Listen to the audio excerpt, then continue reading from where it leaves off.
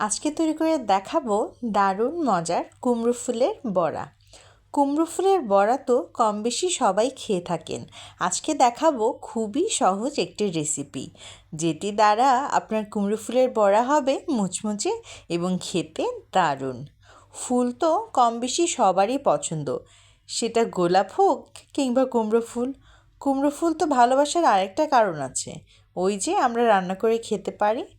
দেখিয়ে দিচ্ছি আপনাদের সুবিধার জন্য কি করে কেটে নিতে হয়, যেন খুব সহজেই এটা কেটে নিতে পারেন। এই পর্যায়ে গোলাটা তৈরি করে নিচ্ছি।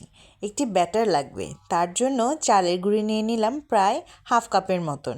এবারে দিয়ে দিলাম হলুদের গুঁড়া 1 চামচ এবং মরিচের গুঁড়া 1 চামচ।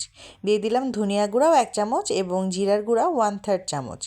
দিয়ে দিলাম পরিমাণ মতন লবণ, প্রায় 1 চামচের মতন লবণ ব্যবহার করেছি।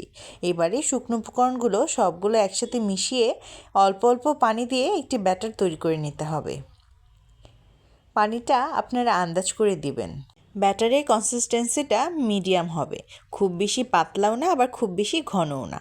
তবে একটি চামচের সাহায্যে আমি মোটামুটি ব্যাটারটি মিশিয়ে নেওয়ার পরও এই পর্যায়ে আরও একটু চালের গুঁড়া দিয়ে দিয়েছিলাম। এই তো আমার ব্যাটার একেবারে তৈরি। এখানে আমি কুমড়োর ফুলগুলোকে ধুয়ে এভাবে পানি ঝরিয়ে নিয়েছিলাম। এবারে ভেজে নেওয়ার পালা। চুলায় একটি প্যান বসিয়ে দিয়েছি এবং তাতে তেল গরম করে নিয়েছিলাম।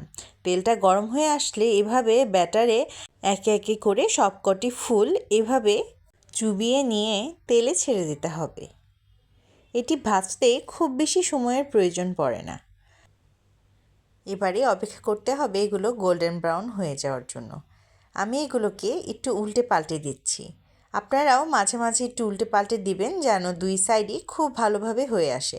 আমি আজকে খুবই কম উপকরণ দিয়ে দেখাচ্ছি কত মজার এই বড়াটা তৈরি করা যায়। এটি খেতে কিন্তু দারুণ হয়।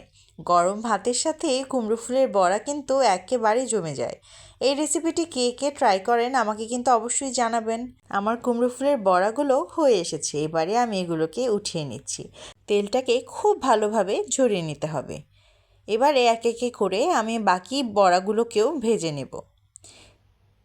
এগুলোকেও অপেক্ষা করতে হবে গোল্ডেন ব্রাউন কালার হয়ে আসার জন্য। উল্টে পাল্টে বড়াগুলো ভেজে নিলেই কিন্তু খাবার জন্য একেবারে তৈরি। গরম ভাতের সাথে তো এটি জমেই যায়, এছাড়াও সন্ধ্যার নাস্তায়ও কিন্তু এটি খেতে পারেন। আজকের রেসিপিটি কেমন লাগলো আমাকে কিন্তু জানাতে একেবারেই ভুলবেন না। যারা যারা ভাবেন এই বড়াটা তৈরি করা খুবই কঠিন, তারা তো দেখিয়ে নিলেন কত সহজে এটি তৈরি করে নেওয়া যায়। তাই অবশ্যই আমার রেসিপি ফলো করে একবার অবশ্যই ট্রাই করবেন এবং আমাকে জানাবেন কেমন হয়েছে। সবাই ভালো থাকবেন, সুস্থ থাকবেন। ধন্যবাদ।